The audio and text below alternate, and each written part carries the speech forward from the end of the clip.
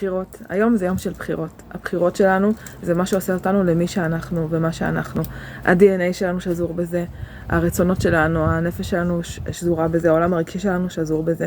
כל היום אנחנו בוחרים, נדרשים לעשות כל מיני בחירות. ויש משהו שאנחנו גם בוחרות כל יום אנחנו בוחרות מה ללבוש ואיך להתלבש. וחשבתם על זה פעם שיש סיבה למה אנחנו אוהבות משהו אחד ולא אוהבות משהו אחר, למה אני אוהבת ככה והיא אוהבת אחרת. הכל בחירות והכל מספר עלינו משהו. ועוד שאלה לגבי בחירות, האם את בוחרת להתלבש מתוך הדברים שאת רוצה, מתוך הרצון שלך, מתוך התשוקה שלך, החשק שלך, האהבה שלך, או שאת בוחרת להתלבש בשביל לטשטש ולהסתיר?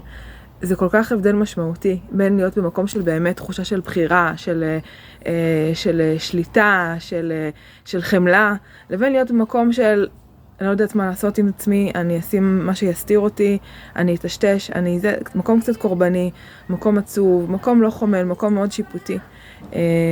ויש לנו בחירה בדבר הזה, מאיזה מקום אנחנו בוחרות מה ללבוש. אז שיהיה יום טוב ושיהיו אחלה של בחירות.